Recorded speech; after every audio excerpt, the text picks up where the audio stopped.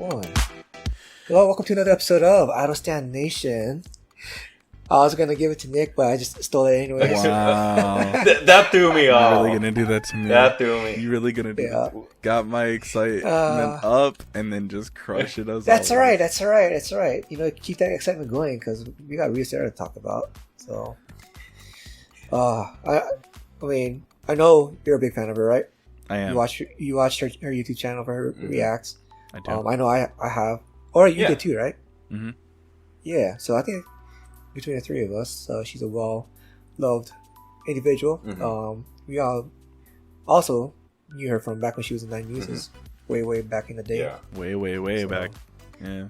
Way back in the day. Because she was actually part of the initial lineup, or I'm pretty sure the OG. I think she was OG. Yeah. Yeah. At the very least, she would have been a part of the first reshuffle lineup. Mm-hmm. So, yeah. So, Nick, what is this song? So this song is called "Lean on Me," and it is her, I guess technically re-debut, but from Miss Back, which is a show that she participated on, where they put a bunch of artists that have either been in disbanded groups, they really haven't made comebacks after, kind of like struggling artists. Yeah. Took them all, put them in a show, and the winner of said show, nobody got eliminated, but the winner of said show got a comeback / re-debut. Yeah. It's similar concept to how it was with Queendom, where they weren't like eliminated, but but it was still a competition element to it. Yep. So, so this is Ryu Sera's re-debut / comeback, and man, I from not hearing her sing for so long, I forgot how good she is as a vocalist. Yeah, I mean, she had a couple of other releases related to the show. The problem was the audio recording just wasn't very good quality that we could actually hear her vocals clearly. Here in this one, it's a very good recording. So we were actually able to hear her vocals, in the quality that they deserve. So that's why, I had a hard time wanting to post some of the stuff that she has released through the show. So, but this one, on the other hand, I was glad that you guys posted it. Actually, it was you, right? No, it was Nick. That posted it. Nick. Oh, Nick, yeah. It would be. So I was glad when one of you guys posted it. I was like, oh, sweet. We do have one that's worth talking about, with good quality, vocal or recording. So, and I didn't watch the show, but I know that if I was to watch the show, I'd be crying a lot too, especially from what they show in this music video or in the video accompanying this performance. I mean, okay, so I wasn't super invested into Miss Back or anything, but I was relatively invested in Nine Muses. Pretty much from debut. And then for me, it was Korean pop, and then who else they got on here? We got members from After School, Dal Shabet, all of them are all groups that we know, and at least one of us has followed. Probably more you guys than me, though. Yeah, I know for myself, I followed. I at least followed the majority of the groups in some capacity. So. Yeah, but yeah, and so it's really nice, seeing her on stage again. And getting a re-debut / comeback. I don't know what she's technically classifying it as, but I'm just gonna call it a re-debut for now. Right.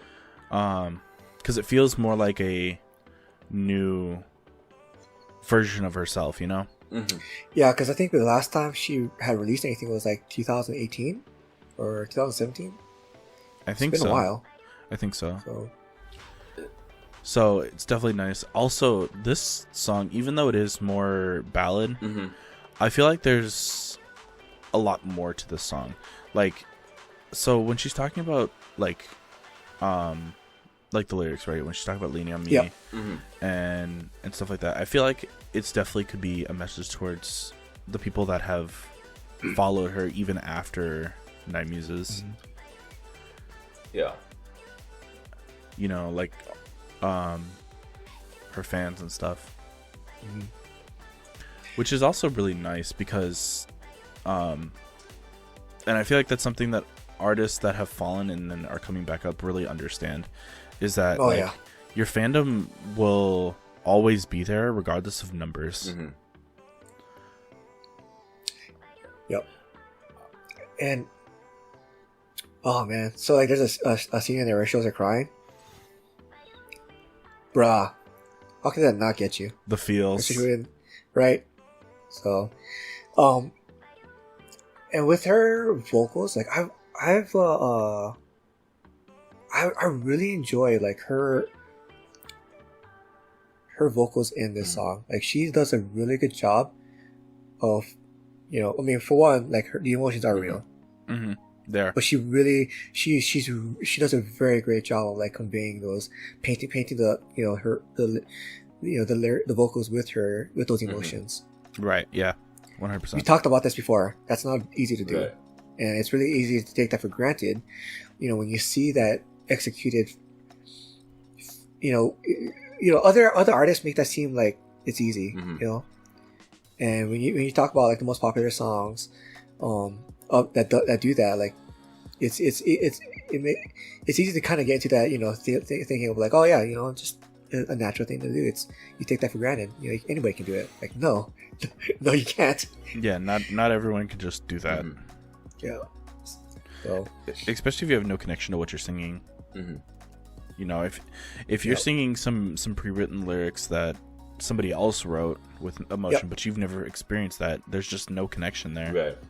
Yeah. You know, and that's usually some of the bigger criticisms towards like heavily produced groups. I mean, you know, basically, a lot of your big three company groups. You know, you see a lot of that, and a lot of them are kind of baseless though. Like some of them do have some justification, but you know, that's not always the case. Right. You know, you look at like Red Velvet; they do have songs that they are able to like really convey very well because they know, you know, they are invested into the song they put out. You know. Yeah. But here in the song, man, it does feel like this is all her. Ryu Sera.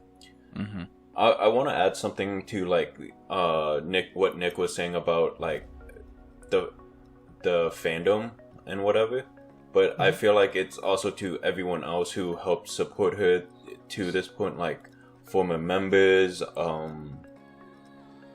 and then also the other like contestants of the show, because you know they've all experienced it, they've all like competed against each other, but they also all know like the feeling, and you know it's a way of supporting each other, but also like you know she's like the fans have supported her, but not only that, but everyone else has supported her as well, but now she's basically carrying on a will of the other contestants who weren't able to make it.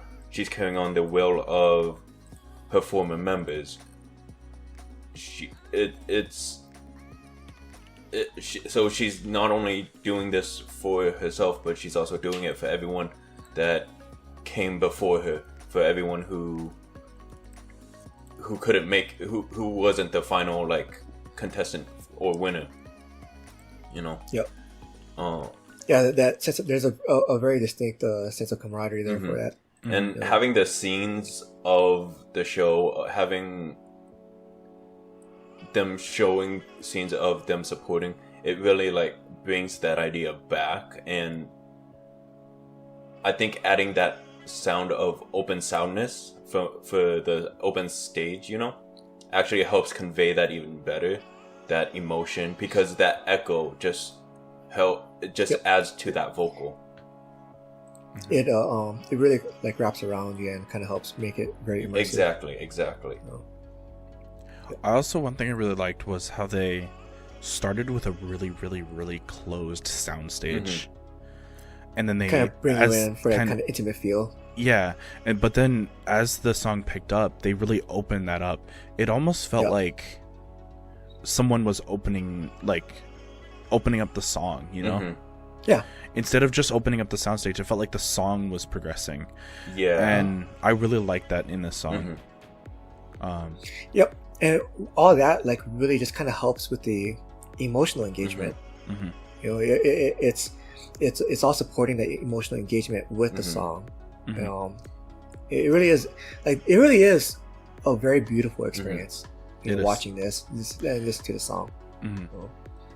Like it definitely helps you feel as if like that the openness that Nick was talking about, how it was starting to open up. It definitely feels like, you know, like being closed off before and then just opening up back onto the stage, becoming an artist like again, because you know, like we said, we've seen some of her reaction videos, we've seen stuff on her YouTube. You've seen a lot of stuff on YouTube. I don't know what you're talking about. Some. Yes, we've invested time. Yes, but you know, it's not an easy task, you know, and I know that like transferring from one part of the entertainment and out and then back in could be extremely difficult, and trying to receive the same popularity isn't easy. It isn't easy, and seeing them try, I think it's a very admirable thing.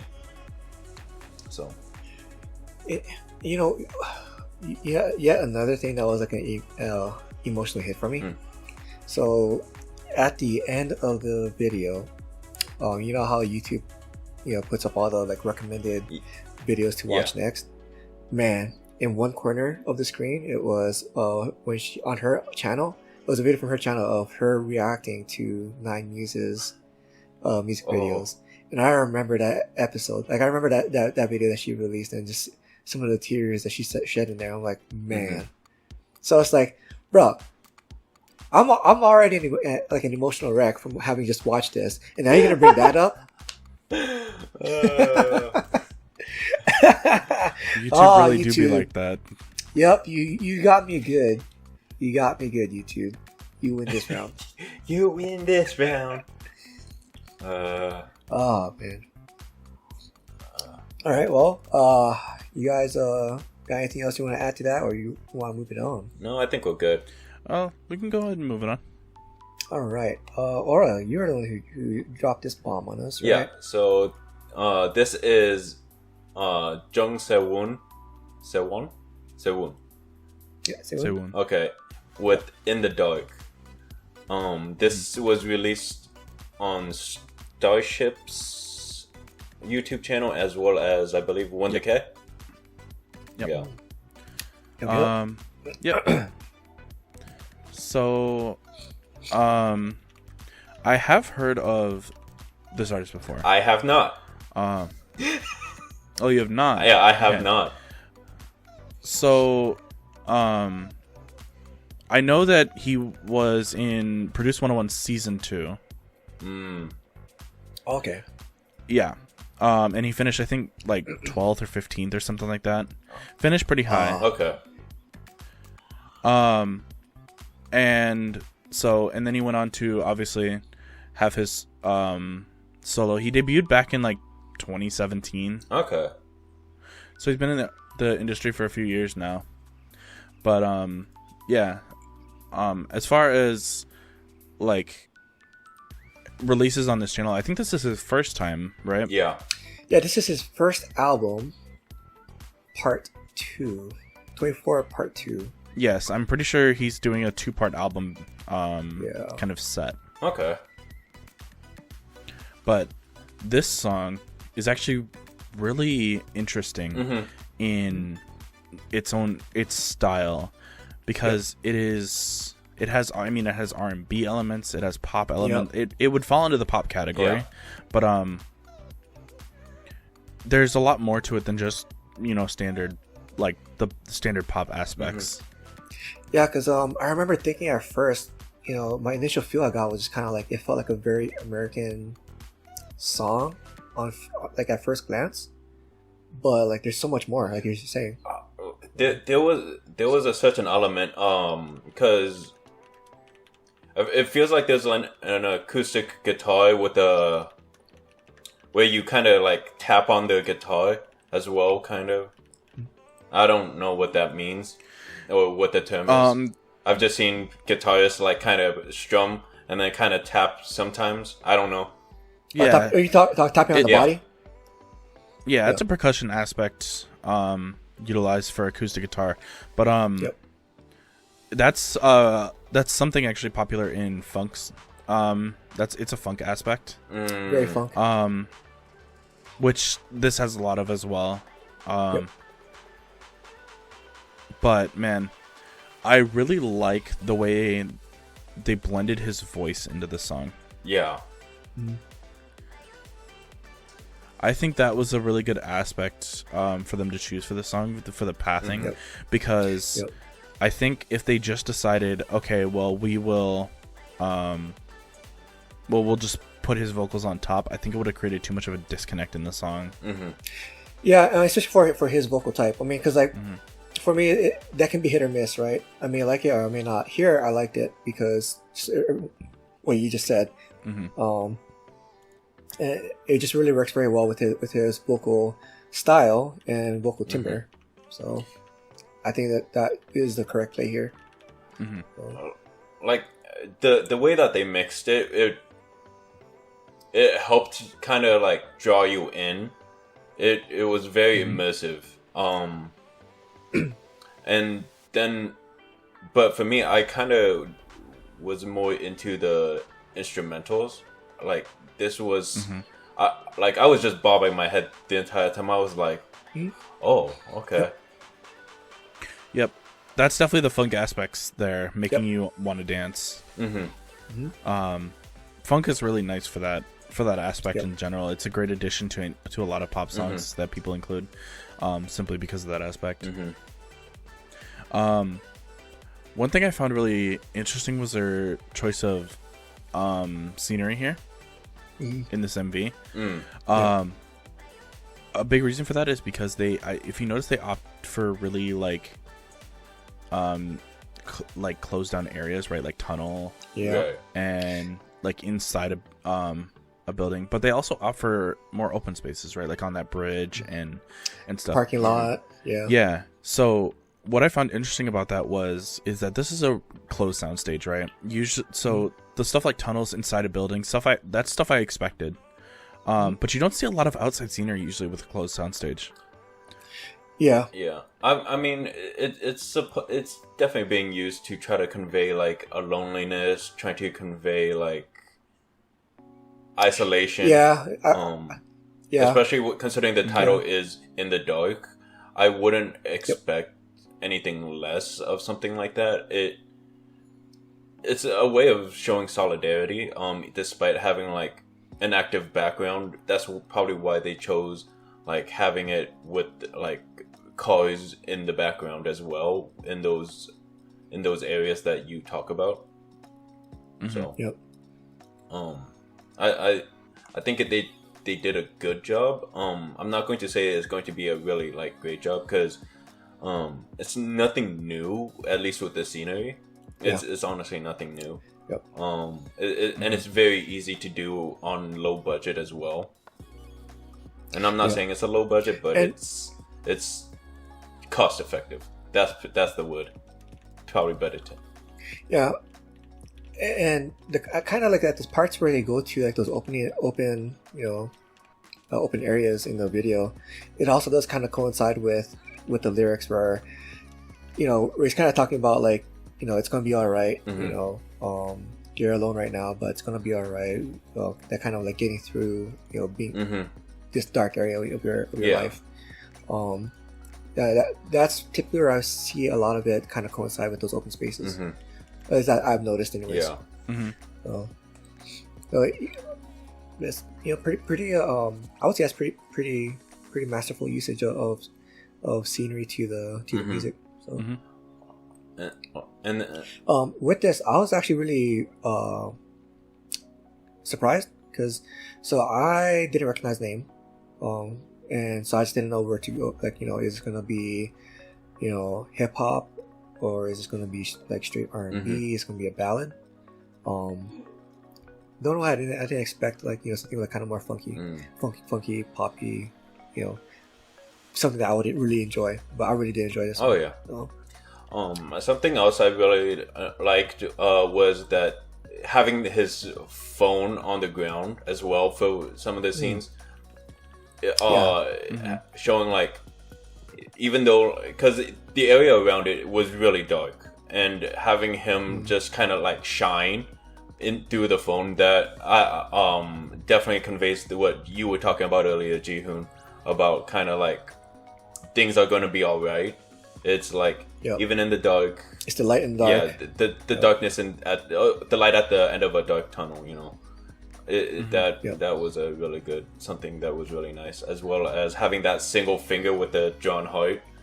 Although I did also notice that the ink started like leaking in the crevices of his fingers. I was like, oh, they use a cheap ink. They use cheap ink. But yeah. No, I thought that was a little bit funny. One thing I really appreciated too is going back to his vocals. It really is like a in line with the kind of uplifting nature of the lyrics.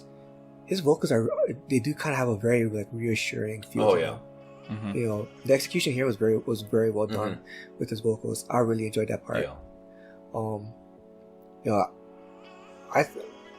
I think I'm gonna be listening to this song a whole lot more in the coming weeks. So. Yeah, this is something I would recommend to like people who feel like that they're kind of lost. That there's going to be something at the end of the tunnel. I mean, it was a bit of a slow burn for me. Cause like I generally did like the song on first listen, but I mean, you guys heard me talk about it before we started recording. I've been kind of like on repeat with Hanyang and Bling Blings, la la la.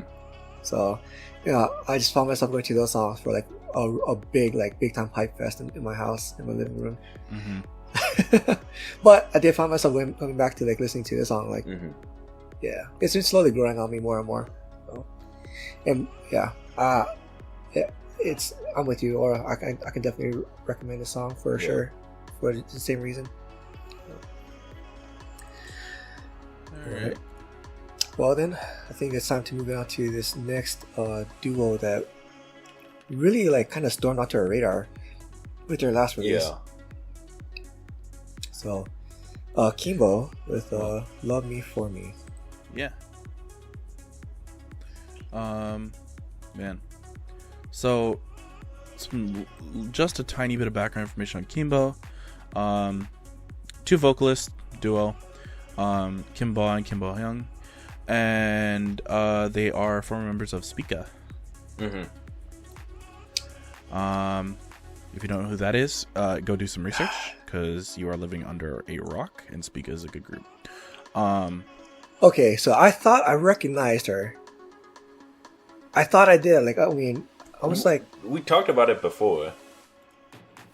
Yeah, I know, and I don't know why. Like, I mean, like I heard it, right? But it just didn't really like fully like register in my head. And the thing is, like, Spica is like one of those groups that I was always like highly like I always said like we were highly underrated for the vocals.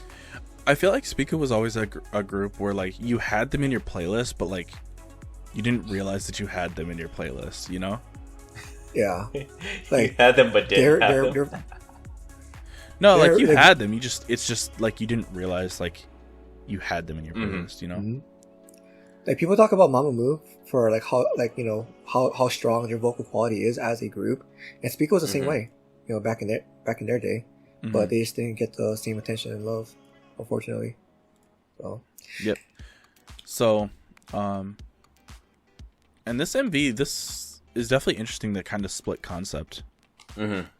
Split concept. Same, going through the same experiences, right? Or emotions. Very, very nice to hear this kind of R&B feel as well. We've been talking about it lately, how there's been a lot of R&B and ballads come out, and that usually happens with winter. But one thing I really like was that that synth that was just vibrating really fast. Mm-hmm. Because I feel like that gave it a different quality, that kind of gave it almost that indie quality. Mm-hmm. Yeah, and this implementation of R&B too is not too far off from city pop.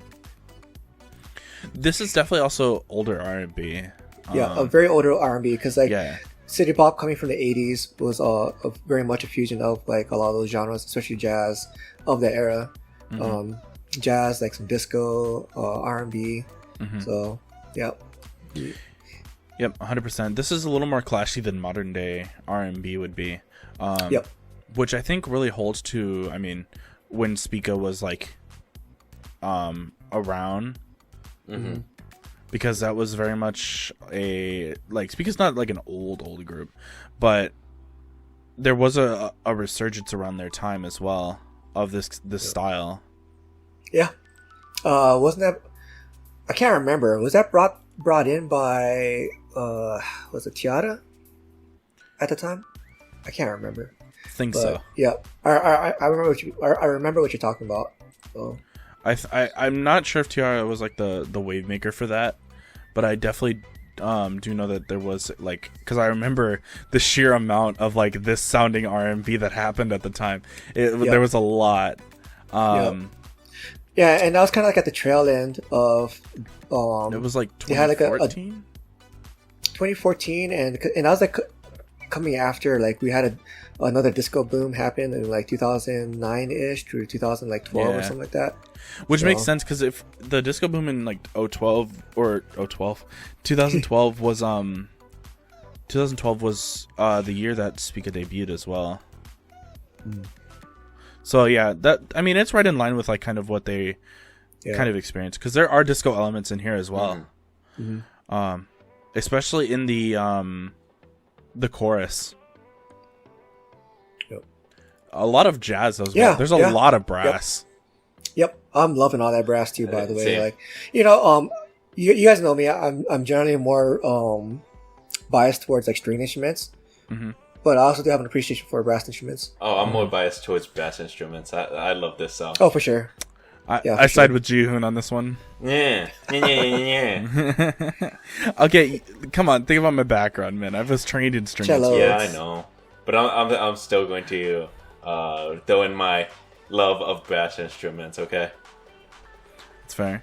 So since you like brass instruments so much, what did you think of the brass instruments here? I really liked it. It really helped me get into like, when it came to the brass instruments, like I was bobbing my head and whatever, just because it very much feels more my style. Because when it comes to brass, because some of the jazz that you've talked about that you liked from, I can't remember the name of that Japanese artist that you posted a couple times before, some of her performances. Oh, shoot. It's very very reminiscent of her style. I mean of that style of jazz. Because when it comes to like brass instruments, it very much like more. I feel like it's more head bobbable. Like it's something that you can latch onto, that you can because it doesn't feel as slow to me. Yeah, I mean it kind of goes back to like what Nick was saying earlier, because it's like kind of crashy nature of it. It would stand out more. Yeah, I definitely agree. Man, one thing I noticed was that alto sax that they hit in the back is popping off. Right? I think it's an alto sax, but I'm not the greatest at differentiating like brass instruments as I am stringed instruments, but I'm pretty sure it's an alto sax. But man, that brass instrument in the back that is taking a solo is popping off. Like, I'm sure when he saw like, or when the artist saw the sheet music for that, they were just in heaven. Yeah, and it's just like towards the end of the song, as the song was closing, and it's kind of brought it out more. Like, I really did enjoy that. When I first saw this, because it was in the middle of the week, I think, and I had some time in the evening, so I was going out to check out what's the latest releases across the the main channels, and I saw this. I'm like, Keembo, all right, we gotta check this out. And then as I was listening to it from start to finish, I was like, wow, that is definitely like more of our style. I really enjoyed it. I wasn't too sure if you were gonna enjoy it as much as we did, Nick, but because of the disco elements, you mean? The disco elements and the jazzy elements. I wasn't too sure if you were gonna very well receptive of it. So I think a lot of what gives me a lot of respect for this is the way that they played it with the instrumentation and the sheer amount of instruments used, like the electric guitar, but not the lead. The lead is actually centered in the music, which usually means that the following electric guitar is going to be centered as well, but they actually panned it to the left ear, and I found that really interesting because it even though like only one instrument was panned, it didn't feel offset. Yeah, and like they didn't really like, yes, the okay, so you're talking about with the sax, right? Like you're just really just popping off. We kind of talked before off recording, like how I guess one of the reasons why you don't like a lot of jazz because like that kind of ad hoc nature of it, like unstructured, or generally feels less structured. Whereas for here, there's a bit more structure than what you would typically find in more pure jazz type of song. So yeah, there's something more for you that makes more sense for you to kind of follow along with the way the song. Yeah, there's something a little more predictable about it than what jazz is, where jazz is completely unpredictable. Right. Especially when you get more freeform with the jazz. Yeah, more freeform jazz. I mean, especially when you talk about like John Coltrane. But then, like, I guess after you would have to get like very well acquainted with an artist for it to actually kind of like be predictable to a certain element. But then, like, again, like, who's gonna really want to put in all those hours to listen across their entire discography? Like, no. So, like, I get it. I totally get where you're coming from with that. So, this song, it really does feel like there's something for everybody here. Definitely, 100%. Something I really liked about this music video was, you guys mentioned the whole split aspect with the whole music video. I really enjoy how they also kind of split it throughout the entire music video, where the progression of the music video, it starts out bright and then kind of just goes darker and darker to the point where like it's showing like the higher ups to the like lows of lows, and how it basically conveys two opposite sides of a feeling of of how love can be, how love can like raise you up but at the same time break you down. Because I mean, at the very start of the music video, it's them waking up in the morning from bed, and then by the time you get towards the end of the music video, it's like it's evening. But you can like, if you look at like their hair choice too, it's one's lighter and one's darker. You see the progression. You see it's always two different sides of the same coin kind of thing. At the beginning, it's two different sides. The hair colors, the choice of clothing, everything has been like dual-sided, and like the choices of like what they're going for, they're like you see more of the white, the lighter colors, and then as they're starting to pick up darker colors, like pick up a black purse, pick up this, pick up that, even down to the dark wine, but they start off with a white sweater and all that, and I found that like really interesting. And yet throughout this whole thing, they're going through the same experiences. Exactly. Yep. So, this was a phenomenally done music video. And for me, it was a lot of fun to talk about. It was just as fun to talk about as it was, enjoyable to experience. So. Oh man. You guys want to move on to the next one? Let's go. All right. Actually, Nick, I feel like you really picked up on this song. So you want to take us in? Sure. So this is IGWI. With the song "You at the Time, Me at This Moment," and man, Okay, so first off, this vocal, Jihyun posted this kind of last minute.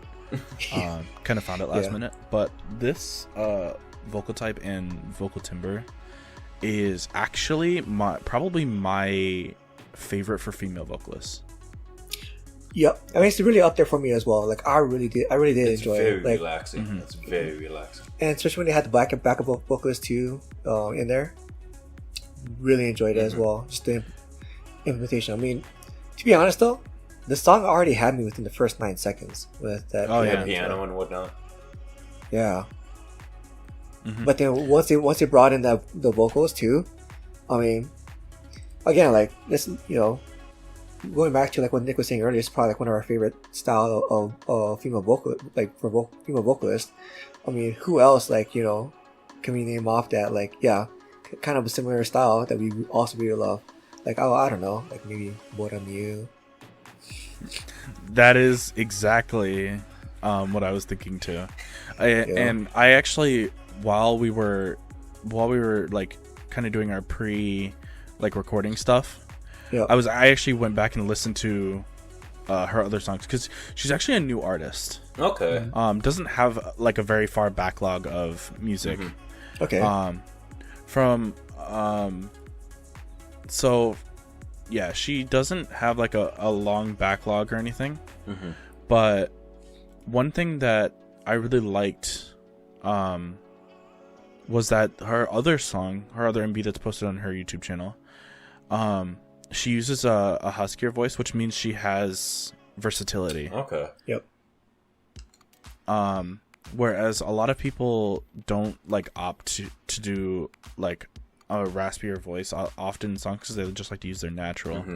But it shows that she really understands like what song she's singing and what voice type she needs to use. But like here, it's a much more it's much more pure coming from her. Yeah, there's a lot more clarity. Yeah, a lot more clarity here. Her voice with the instrumentals feels very atmospheric, like almost as if. Which again, you guys know I love. Yeah, I think this would be really well done if we had your setup, Jihoon, where you could basically hear it throughout the entire room. Yeah. But 100%. It's like going back to like, we do love a lot of artists like with style voice like Boramu. Punch is another one. Punch is another artist that there's a reason why she's on basically every OST that's out there now. She's and very atmospheric. When I was looking at IGWI stuff, I'm pretty sure her actual debut was an OST. I can see it. Yeah. So I did get a recommendation too from so we were talking about Mirrorball music. She's got a release on there from 2017 as well, and like again it's like it was labeled as like indie acoustic. I'm like, you guys know I love that stuff. Yeah. So man, like, I'm so glad we got this gem. I also love the very slight nasal that's in her voice. Natural nasal. Yeah, it's a natural nasal. Yeah, it's not you guys like know it's I don't a like forced that. nasal. Exactly, you guys know I don't like that at all. Yeah, I don't mind it, but yeah. Well, you you're also you do like J-pop. Well, not just J-pop, like anime, like anime pop. So, yeah, yeah, because they do a lot in anime. What's also crazy about this song is this song is like a full 3 minutes and 30 seconds, but I feel like it was so short. Yeah. It feels like it's so short, but then like as you're going through it too, it's like it feels like a very nice long experience. But when it ends, like man, that was over way too quick. I felt like if it went longer, I don't think I could have gotten bored or tired of the song. It's definitely atmospheric enough. Like this is something I would want to listen to on repeat, just so I can get the extra time in while I'm cooking or doing something. And especially with like the music video itself, it was a very scenic music video where it didn't show the artist, it just showed scenery, and like it showed my favorite kind of scenery too. Sunsets, train bridges and whatever. Park. Very very urban, but still also like very a lot of elements of nature. Yeah, yeah. Too. Showing shots of the water, trees. It shows like the modern and then the like the natural. Yeah. Because there's like duality in this music video. You know, it feels very modern, but it also feels warm. Yeah, very warm. You know, it's a very soothing and romantic song. Soothing and romantic experience. I also really like the kind of guitar exposition in there where it's just like the guitar, the piano, and the drums just working together, that instrumental. Yeah. I think that's one of the things that I really, really appreciate is when like you just let the music do its work. Right. Yep. I feel like if a singer is just overpowering the instrumental the entire time and not giving respect to the instrumental as it is, it's not going to work out as well, especially in a song like this. Because the instrumental like can do a lot of work by itself for the song. So I really, really enjoyed this song. And I mean, 100% is going in my playlist, of course. Oh yeah, yeah. And she's definitely gonna go on my watch list for artists. Yep. Right next to Boromir. Let's go. Right next to Boromir, Punch. Hayes could have similar vocal qualities, but she sings in a different style. Did you also listen to her other MV? Which other one? Song? The one that's on her channel. I don't know which one it was. No, because the one I checked out was on Mirror Ball, which is a Sunday night. Oh, okay. Yeah. You'll have to go listen to that one because I really like the raspier tone she used in that one, the air that she introduces. You should also check out the one. I think you guys should actually tell the listeners what Mirror Ball is, because I don't think everybody knows what it is. It's an underrated music channel, just like 1K and 1K Genie music, Stone, Super Sound Bucks. Yeah. Yep. So. It's another one. It primarily focuses on indie acoustic. Yep. But there are other things on there as well, like rock and ballads R&B. and stuff like that. Yeah, because I was gonna say IGWI's other release that's on Mirror Ball, Sunday night. It's a very R&B song, and you know we love R&B. So. Always. Yep. All right. Well, I guess it's time to bring it into our very last one. All right. All right. I actually don't know anything about this Neither artist. do I. I am not very knowledgeable either. This is another of the last minute Jihoon put before we even started. So we were trying to decide, and then Jihoon just put like 3 music videos up. One being IGWI, the other being Wooks. So we honestly don't know much, but yeah. I said the artist is Wooks. Song's called Young, which is Just, and featuring another artist called Crucial Star, which is also another artist I have not heard of. And when I heard it, I mean, I think you guys probably figured out like within the first like 5 seconds. I also started liking the song because of the piano intro. Yeah. When it comes to piano intros, I'm like, so there is a high chance of Jihoon, high chance, and probably Nick being very into this song. Yep. What piano intros is for Jihoon, cello intros are for me. Bass is for me. Yeah. Which I still enjoy. Man, like I still do enjoy a lot of cello and brass too. So, but for this song, very it's kind of, it starts off very kind of like down tempo. Yeah, very solemn. Yeah, solemn. Very solemn, kind of somber. I'm assuming Crucial Star is the rapper that comes in. Yeah. So when he came in, that like I feel like the song just would not be complete without Crucial Star. Yeah, normally I'm like when I see featuring like a rapper, I'm like, okay, this could be good or really bad. Yes. We say that a lot. We do say that a lot. Yeah, because if in this song that you put a really trappy rapper in here, it's not gonna sound. You're gonna have to beat switch and then beat switch back, and it's just not gonna be as fluid. Right. But I feel like even though he did a faster rap than what the actual pace of the song is, I feel like there was no better method. You know, like I feel like that was like perfect because like it didn't speed up the song, like it didn't increase momentum, but it still retained its like solemn feeling, even though he was like rapping and whatever. It retained a solid feeling, but it also kind of freshened the song a bit too. Because I think without that, I would have just gotten bored of the song. Yep, that is one thing that I'm that people of this vocal type do struggle with. Yep, is because their vocal type is very, I'm not gonna say bland, but it gets bland very quickly. Yeah, because it's not really meant to engage you, right? Like say like a ballad would, or like a soul song would. It's kind of meant to like just kind of like, I don't know, kind of blend into that atmosphere, set that vibe. Right. Yeah. And so like introing rappers as well into this is a great method of like livening up the song a little bit. Yep. Yeah. I couldn't agree more. So I'm sorry, go ahead. I mean, I'm going to say that like because I'm still on the fence with this song. I'm not fully invested.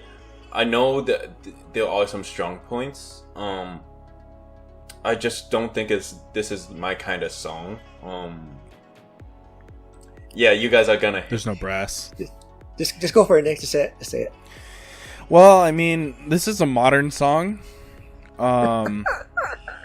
So I mean, it makes sense that you wouldn't like it because it's not from the 80s. It's kind of like the last genre you related to.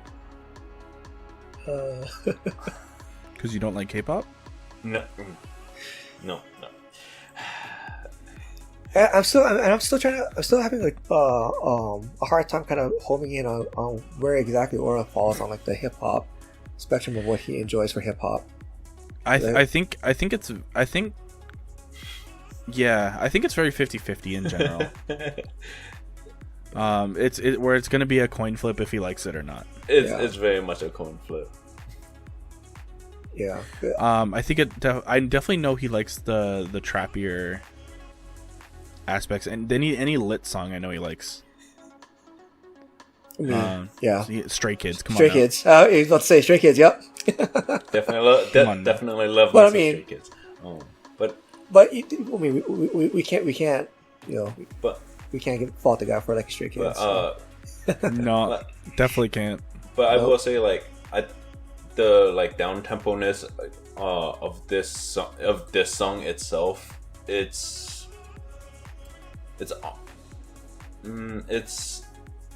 very the somberness that it gives. It's not something that I very much resonate with. It's this. I think it's the somberness of this kind of song. Okay. That's fair. Yeah. I mean, like they said earlier, you're more into like the hype type of songs. So nothing wrong with that. But like I definitely do see where it's very the somberness works very well for this song. And it's honestly a good song. One thing I've noticed as well is that with songs with lo-fi aspects, or is generally not a fan of. Yeah. So like this song as well has lo-fi aspects, especially with that. I don't know, but it almost sounds like a jack in the box in the back, or like like one of those carousels that play the tunes. Yeah. Because there are bells in the back. That is very lo-fi-esque. Okay. Yep. Definitely lo-fi aspects, and so I think with an overarching lo-fi aspect, or is not generally a fan of. Yeah, and there's not really anything there to kind of latch onto like no one particular thing. Right. Kind of going back to like what we were talking about earlier with the crashier jazz, the brass instruments. Like there's something like it's like really there, out there. That's like really present to you, kind of latch onto you. So, okay, now it's starting to make sense. We're starting to figure this out. Yeah, we'll get there eventually. Eventually we'll figure it out. Or so. Yeah. Eventually. Yeah. But, like, imagery-wise, though, I think that they did a really good job displaying like the struggles and of trying to get over something. Because it's not easy. They put in a lot of kind of nostalgic aspects to it as well, between the filter and the screen size ratio, the 4:3 aspect ratio, and like even his hairstyle, it's very like kind of like 90s-esque. They kind of give it like a very nostalgic feel. Because very much using that olden style or the retro style is a lot easier to convey the somberness, especially using like they washed out they didn't wash out like all the color, but they washed it out enough to convey that somberness, that loneliness. I think they did a really good job in using color and the setting to do all that. So does the overly shaky camera help with that? Yeah. It gives it that kind of like the hand cam like self, like I'm shooting it myself as an amateur and not like a studio produced. And because that's what I noticed in a lot of shots. The camera was like all over the place, and I've seen that before. But and I mean, you did see in one shot that they had it's funny because they had a camera recording someone else recording him. And that person was using kind of one of those like flip out hand cam things. It's usually used to help convey the nostalgia because we didn't have, you don't usually have like those honking big equipments. It makes it more personable. It makes everything feel like you're experiencing it with them, With them, exactly. It helps sell that feeling of we did this together. We made this going together. through this together. Okay. It definitely conveys that we're there, we're experiencing it, and you're not alone in experiencing this, which is a really good message that it's conveying, Okay. All right, so, gentlemen, have you guys made your picks yet? I think so. All right. I thought I was gonna pick Keembo up until IGWI happened. So I'll have to give it to IGWI. Okay. Or what do you think? I'm actually going to go with Jeong Sewon in the dark.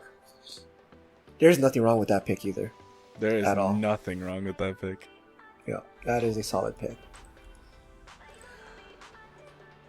As for me, man, I just realized the grave situation I'm in. I am okay. Am I enjoying this too much? My brain wants to give this to IGWI, but my heart has to give it to Ryu Sera. And there's nothing wrong with that pick either.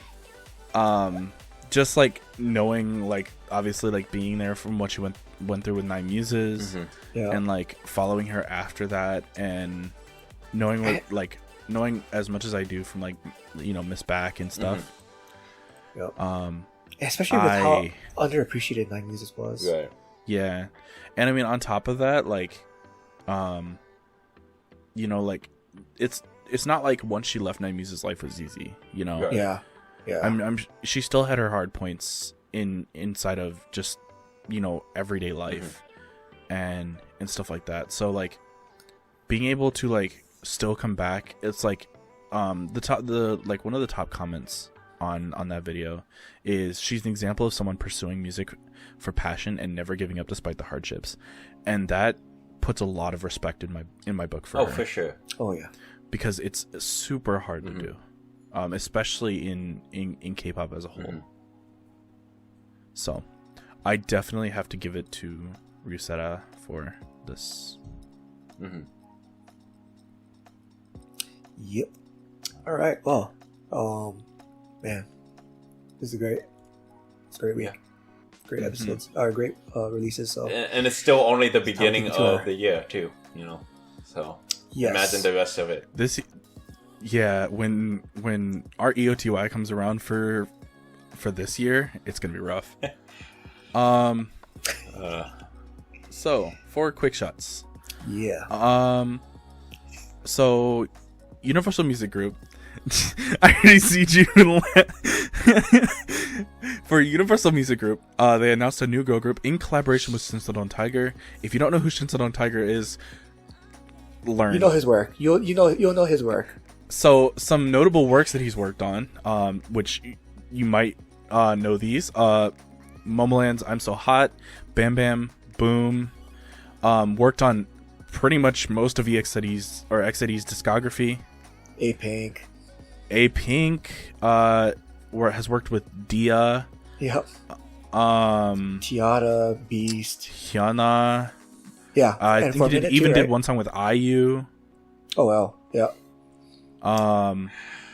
So definitely, like, there are definitely some big notable works in there. Has worked with Ailee. And even all, I mean, he started his career a long time ago. He worked with 4 Minute. Way back in the day. Yeah. I mean, he was producing music since like 2005. So you definitely know his work. Right. Yep. So definitely make sure you go learn about like kind of him and who he is if you don't know. But anyway, Universal Music Group and Shinseon Tiger are collaborating to form a new girl group. The pronunciation of said group, even though it looks like it spells tribe, is Tribe. And they have introduced more members. It looks like it's going to be 7 members. I don't know if they're done introducing members, but so far they've introduced, I think, a total of 7 members. They have a debut planned for February, so we'll definitely be on the lookout for that, and so should you. Yep. Yeah. That should be interesting. I've never seen Shinseon Tiger. This is his first group, right? I think so. I think so. I've not seen the name attached to any other girl group, like, you know, being managed or co-managed or anything like that, other than just the individual songs that he's helped produced. Okay. So it's interesting because I know he also can produce a wide variety of song genres, so it'll be interesting to see what he goes with here. Yep. Because I'm sure he'll be producing their works. Yeah. Watch it be a pure concept. That would be I think that would be a first for him, actually. Look, I just want to mark off our bingo board, okay? Yeah. Yeah. Yeah. So definitely based on their concept, it does not look like it though. Yeah, but no. definitely we'll hope to see more from them in the future. Yep. Do we have anything else? I got nothing. Alrighty. Right on. Thank you for watching. This has been Outstanding Nation. Make sure you like, comment, subscribe. Click that bell icon if you want to know when we upload in the future. Make sure you go follow our Twitter. We also post when we upload there. We have a Discord if you want to talk to us and see what we might talk about for the next week. Make sure you join. Link will be in the description down below, as well as all of the songs for this week. Even some of the ones we didn't get to. After that, we have a Patreon. If you like our content and want to consider giving back, make sure you go check that out. And yeah, thank you to all of our patrons for giving back to our content. We really, really, really appreciate it, and we will see you guys next week. Bye.